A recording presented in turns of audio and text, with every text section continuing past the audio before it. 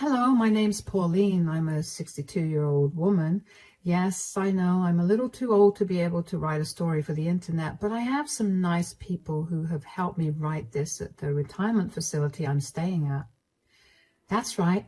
I'm living in a luxurious retirement facility, and today I want to tell you all about how I got here. First, let me give you some background information. I got married when I was 23 years old to the love of my life. We tried for 2 years to have a child, and finally I got pregnant. It was a high-risk pregnancy because of some underlying conditions I had. So my husband and I knew that this would probably be the last child we'd have. I gave birth to my son, Peter, and my world felt complete.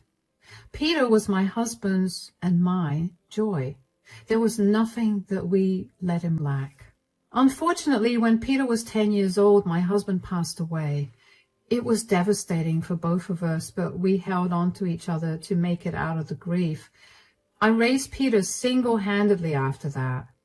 It was very hard. My husband and I barely got by when both of us were working, so after his death, taking care of all our bills fell on my shoulders.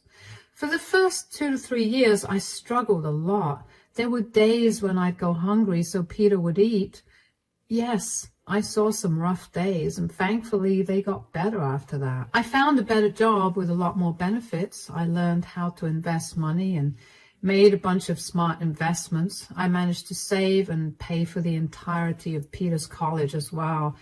I didn't want Peter starting off with any loans on his shoulders, so I made sure to work extra hard for that. By the time Peter graduated and was living on his own, I was living more than comfortably. I continued to stay in my same small house because it was a reminder of the happiest days of my life and of my husband. This is only relevant because you'll understand why Peter never suspected me of having saved so much. Anyway, while in college, Peter met my now daughter-in-law, Lindsay. The two of them met in their first year of college and began dating shortly after. They were inseparable, and I was happy for both of them. They brought out the best of each other, and not to mention the only thing that mattered to me was my son's happiness. I did everything I could to make sure he never lacked anything, so it made me happy to see that even his romantic needs were fulfilled by Lindsay. Peter and Lindsay moved in together after they graduated. They didn't visit me as much, but I made sure to visit them whenever I could. We spent holidays and other occasions like birthdays together, but that's it. This was how it worked for a few years, so imagine my surprise when Lindsay suddenly invited me over to their place for dinner on a random Tuesday. I accepted the invite and went over. Peter and Lindsay seemed a little nervous, but I dismissed it. We had a great dinner, and once we were done with it, I thanked them for it. Thank you for inviting me over to your place for dinner, you two. It was lovely. Of course, Mom. I hope you liked what you had for dinner. I mean, I spent a lot of time cooking it, and I specifically made what Peter told me was your favorite. Whoa, I loved it. It was delicious, I promise. Why do you look so nervous, though? Is something wrong? Well, Mom, we actually had to ask you something. Oh, of course. Go ahead and ask away. So, you know how Lindsay and I have been dating since freshman year in college? Yes. Well, this weekend, Peter proposed to me. Oh my God, that's wonderful. I'm so happy for you two. Congratulations. Thank you, Mom. Yeah, I really didn't think the proposal would happen anytime soon, considering we've been dating for 8 years now. That's Peter for you. He loves to make you wait, but, not to be like this, but what does this have to do with needing to ask me something? Yeah, so about that. Since we've gotten engaged, Lindsay and I have been discussing the kind of wedding we want. And after taking a look at our savings, we've realized that we're going to have to wait a lot longer than we thought to have the wedding of our dreams. So we were wondering if maybe you could help pay for the wedding. Of course, why wouldn't I? My only son is getting married, and you bet that I'm going to make sure he gets the wedding of his dreams. Really? Of course. Why in the world were you two so nervous about this? Did you honestly think I'd turn you down? Well, we asked my parents, and they adamantly told us that they weren't helping, only because they don't have much money to spare right now because they're paying for my sister's college. Oh, I don't have any big bills to pay off right now, so of course I'll help. But you have to promise me that the two of you will make some time to see me more frequently. Of course, Mom. That goes without saying. I was ecstatic for Peter and Pauline. I was so happy that they were finally tying the knot. I mean, it's every mother's dream to see their child get married and then have a stable life. And if I could help make that dream a reality, why would I not? Peter and Lindsay were constantly telling me how grateful they were for my help, and I kept assuring them that there was no need for so much gratitude. I won't mention the exact amount, but I did spend a lot of money on their wedding. They both wanted a big wedding with nearly 150 guests, and I was not going to deny my only son what he wanted for his big day. So I never set a budget with them, and I had no problem with how much I spent. I still don't. After they got married, over the next few years, I continued to help them out financially. When they needed help putting down a down payment for their house, I loaned them the money. When they needed help purchasing new cars, I loaned them the money. When they were generally low on money at the end of the month, I helped them out. Once again, this is relevant, which is the only reason I'm saying this. I'm not a bitter old lady, I promise. I enjoy being able to help them because I considered it part of my duty as Peter's mother to make his life easier than mine was. Anyway, aside from all the financial help, Peter, Lindsay, and I got a lot closer as a family. We called each other every other day just to check in, and also made it a point to meet once a week or every other week for dinner, and on some occasions, lunch. These dinners or lunches were either hosted at my place or theirs. I considered these meals quality time spent with them, and I always felt great by the end of it. The only reason I didn't feel so good every day was because I continued to work well past the age of 60. Now, I know that's old, but I've been working for so long, and I know what being destitute feels like, so I was scared to stop working. But one day, I happened to look at my retirement savings and realized I had way more than enough to live on. I decided it was time to retire then. Once I had retired, I decided to invite Peter and Laura to dinner at my place, and I prepared them a feast. The two of them looked surprised to see so much food. Peter asked me if there was something special about the dinner. So, what's this dinner all about, Mom? Well, I have some big news to share with you guys. Oh, I'm excited. What is it? Well, you know how I've been working so hard for so many years. I recently decided to stop. Stop? You mean you stop working? Yes, I'm retiring.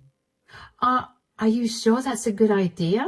Of course. I've been working since I was 17, and I think now is the best time to stop. My son is well settled, and I have nothing to worry about. But what about your expenses? How are you going to manage the house without any income? I mean, I have my retirement money set aside, so I think that should tide me over. Are you sure that you've saved enough? I'm sure I do. Even if I don't, you two would be able to help me out, right? We don't want to sound rude or anything, but Lindsay and I aren't exactly in the position to help you out if you need it. Why wouldn't you be able to help me out? You two are earning well, and you have an extra bedroom. Sure, but we have enough to support the both of us, not a third person. Look, if it comes to it, I'll apply for government aid or something. I don't think this is something you two should be worried about. You're my mother. Of course I'm worried about you. I'm over 60, Peter. Did you expect me to keep working my entire life? I don't have it in me to keep working anymore. Yeah, but maybe you could work part-time. At least that way you're bringing in some income. I have decided to retire, and that's it. I don't want any more suggestions about what I could do. I love that the two of you are concerned for me, but I know that I've got my future under control from here. If you say so, Mom. Good. Now, shall we continue with dinner? I will admit that I was a little peeved by their questions. I never questioned any of their choices, no matter what it was about, so I didn't understand why they were so intrusive about my decision. I let it go for the duration of the dinner, but after they were gone, I couldn't help but feel upset. I had hoped that they'd be happy for me, but after I revealed the reason for the dinner, the atmosphere got tense and weird. I decided to just let it all go because I figured that I was just tired from cooking for so long. I thought I was probably reading too much between the lines. Over the next few days, I busied myself with some household chores that I had ignored for way too long. I thoroughly cleaned the entire house and got rid of years' worth of junk. I tended the garden and polished all the furniture. I was having a great time, especially because I got to finally do the things I'd been meaning to do for a long time. One day, I was in a particularly good mood, so I thought I'd pay Peter and Lindsay a visit. I hadn't gotten a phone call from them in a few days, and I'd been too busy and tired to call them as well. I knew they wouldn't have a problem with me just dropping by because they told me I could do it whenever I wanted to. I bought a good bottle of wine and made a casserole for our dinner, and when I got to their place, Peter opened the door. Mom, what are you doing here? Oh, I was free, and I thought I would surprise you guys with some wine and dinner. You're not allowed here. What do you mean? Let me spell it out for you. No income, no entry into this house. Are you serious? Yes. Lindsay and I have been talking about this since we last met, and we realized that we didn't want someone who wasn't earning to come into our house. But I'm your mother. Just because I don't earn money, it doesn't mean that my role as your mother is gone. Sure, but because you're my mother, we realize that you might use that to mooch off of us. Mooch? Are you kidding me right now? You do realize that I was the one who paid for everything you've ever wanted. Even the car you drive right now was bought by me. I have no reason to mooch off of you. See, we were afraid that you were going to use all the things you gave me as a reason to mooch off of us, and we were right. I'm literally bringing it up to tell you that I never intended on doing that. I don't care about money. You two were the ones that brought up my money. Believe me, I have more than enough money to live happily. I don't buy that. You probably have enough for a few years, and then you'd come crawling back to us and asking us to give you money. I'm just setting my foot down now so I can stop all of that from happening. So what? Because I've retired, you're going to cut all contact with me? That's a little crazy, don't you think? First of all, I'm not cutting contact with you. I'm simply telling you that you won't be allowed into our house. I don't want you thinking that you can just show up whenever and then one day decide that you never want to leave. We can meet whenever you want at either your house or anywhere else outside. Secondly, nothing about this is crazy. I'm just being careful. You know what? You're right.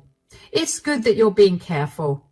I'm glad that I've raised you to be that way, but clearly I went wrong somewhere because all you seem to see is money and not the fact that your aging mother is trying to spend time that she barely got to spend when you were growing up with you.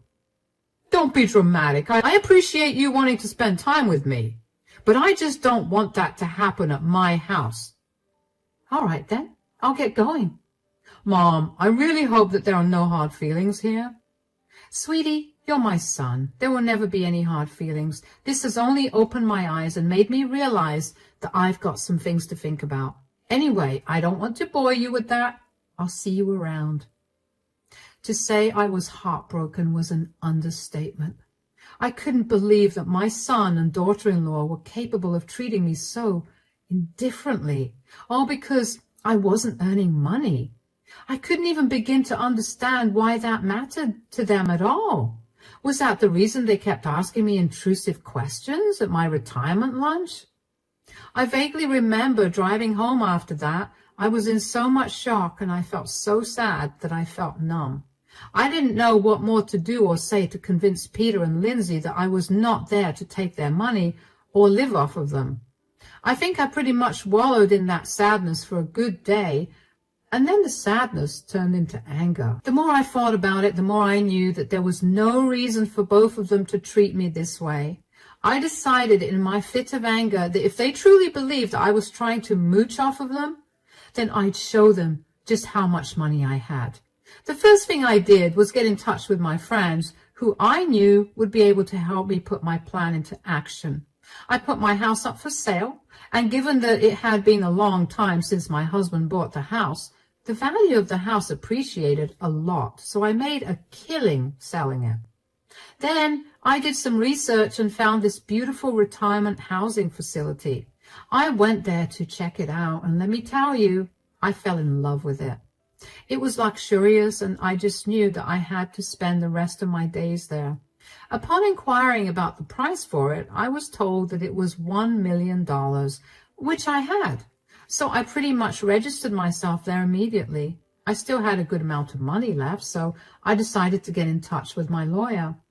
I had written down a will many years ago, a little while after my husband passed away, because I wanted to be prepared in case I also passed away as suddenly as my husband did.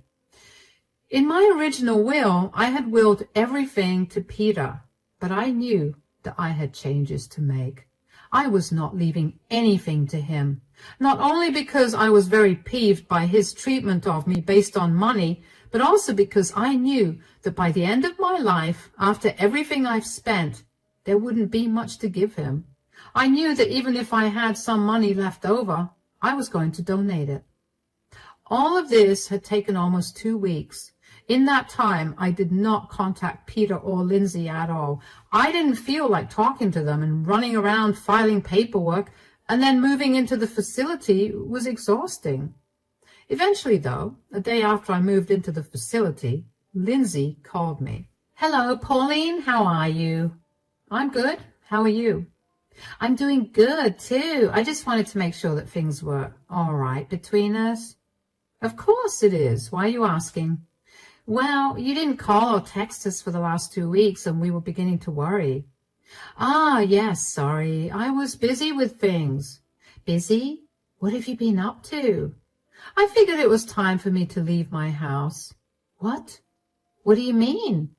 "You guys made it pretty clear that you didn't want me around, and you were right. What was I going to do in my house? Might as well move someplace else, so that's what I did." "We didn't mean that we didn't want you to be around us." "Oh, you don't have to sugarcoat it. I understood perfectly what Peter was trying to say. Look, I'm sorry that you felt that way, but that was not what he meant at all. You shouldn't have uprooted your home because of that." "It's okay. I got a good deal on the house, so now my retirement fund got even fatter." "Where did you even move to? Are you in a safe neighborhood?" "Oh, it's the safest neighborhood, if you could even call it that." "What do you mean?" "You know what? I'm way too busy right now to explain this to you, so why don't you and Peter pop over this weekend?" Sure. Just tell me that you're safe, though. We've been worried sick about you." "I promise you that I'm more than safe. I found a lovely place to settle into, and I would love for you two to visit me. You don't have to worry about me at all anyway. I've gotten pretty good at taking care of myself." "Okay, well, that's nice to hear. So this weekend then?" "Yes, just call me before you leave and I'll send you the address. It's only half an hour from your place." "All right then, we'll see you there this weekend. Take care." "You too." It took everything in me to not be curt with Lindsay. The way she didn't seem apologetic at all made me want to be rude to her, but I bit my tongue back and was nice instead. I was also really upset that Peter didn't call me, but I didn't bring that up either. I knew that I didn't have to be mean, because once they saw where I lived now, they'd be shocked. And when they'd find out that they were not getting even a penny from me, my revenge would be complete. The weekend was 2 days away, so I spent that time familiarizing myself with the facility. I also spent a lot of my time relaxing because it had truly been a long time since I did that. When Saturday rolled around, Lindsay called me to tell me that they were ready to leave. I sent them the address and then turned my phone off because I didn't want to answer any of their questions when they realized where they'd be driving. If they wanted answers, they'd have to come to me, and they did. When Peter reached the facility, he was led to me. He didn't even greet me properly because he looked at me like I'd grown a second head. Mom! Welcome. How are you guys? I hope you didn't have any trouble finding this place. What is this place? This is a retirement facility. I'm sure you read the signs outside. Yes, but why did you move here? And how? This place looks really expensive. Well, I figured since neither of you two were keen on meeting me regularly, I'd move into this place. Oh, come on. I told you not to make a big deal about this. I looked into this and it costs at least $1 million to get into this facility. How did you have any of that money? I told you two that I was more than comfortable with my retirement. I made a lot of smart investments over my life and I saved a lot. Not to mention, I got a great deal when I sold the house. When you work 45 years, saving up $1 million is not that hard. You had $1 million and you spent it on this? All to prove a point to us? Don't you think you could have spent that on something better? This is a waste of all your money. What would you rather I spend my money on? You made it clear that I was not allowed into your home because I wasn't earning money. I wanted to spoil both of you, but you rejected that, so I thought I might as well make the best of my retirement years before it's time for me to go. Look, we get that you're upset with us, but you shouldn't have spent all your money on this. Who said that I spent all my money on this? I still have more than enough to tide me over for the rest of my life. What? I told you that I had everything ready for me. When you told me I wasn't allowed into your house that day, I realized that I needed to turn things around. I didn't think I'd be able to host you two at my place without feeling some resentment towards you, and I didn't want to spend my time alone at all times, so this was my best option. Mom, we're so sorry. We didn't mean to make you feel like we were leaving you alone. It's okay, sweetie. Now that I'm done with all the paperwork and lawyer fees, I'm just going to relax here and you two can come over whenever. Lawyer fees? Oh, yeah. I had to redo my will because, you know, a big chunk of my savings went into financing my stay at this facility. Oh, so how much exactly is left for me? Left for you, sweetie? I have nothing left to give you. What? What do you mean? Well, I spent a good portion on this place, and the remaining amount is my fun money and my medical expenses. There's nothing left to give you. Are you being serious right now? You blew all your money on yourself and you've left nothing for your son? If I remember correctly, you two were making enough to support yourself, so you clearly didn't want me to help, right? You're psychotic. You got so upset at your son that you cut him out of your will and spent all your money on yourself. I worked hard for this money. I provided Peter with everything he needed, and when I thought he'd be happy that I was done working, he turned around and showed me his true colors. I was nothing but a big fat wallet for the two of you. Spending this money on myself is the first treat I've ever given to myself. But a treat that cost this much? This doesn't even compare to how much I've spent on you, Peter. You know that we're planning on having children soon. You couldn't have put aside something for them? You're making enough to save up, Peter. I'm done helping you out. You were being careful by not letting me into your house, right? So be careful with your money now, and you can have children. Oh, you're impossible. Don't expect us to visit you after this. That doesn't bother me. You hurt me enough that day when you refused to let me into your house. You know where the exit is. Bye. Peter stared at me with the angriest look I've ever seen before grabbing Lindsay's hand and leaving with a huff. I was relieved that I didn't have to deal with any more of his tantrums. I felt bad that I was not going to be leaving him with anything, but I knew that it was not going to teach him anything. Besides, I didn't want Peter to feel bad after I was gone. I wanted him to understand why he was wrong for treating me differently just because I was no longer earning any money.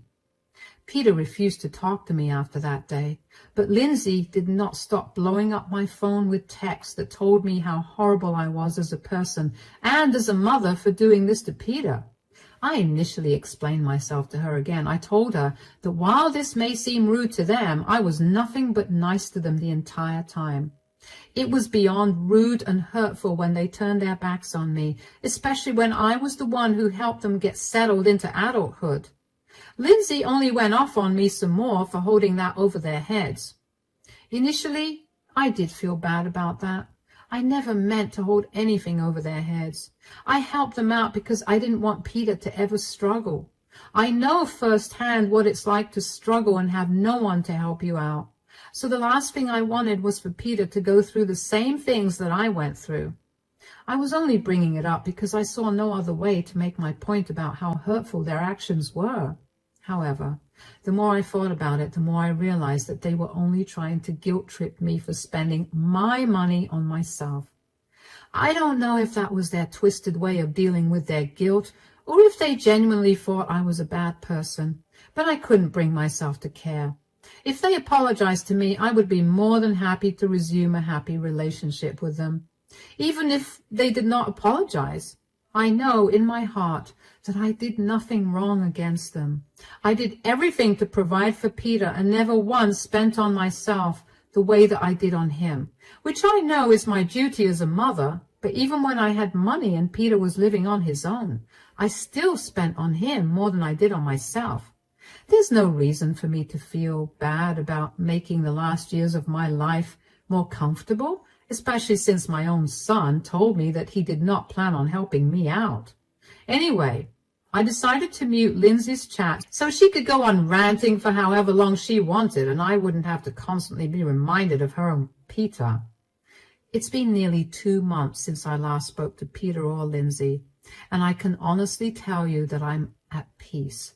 I'm enjoying my time at this retirement facility, and I finally picked up some of my old hobbies again. I'm happy and stress-free after so many years, and I'm going to make sure that nothing ruins this for me.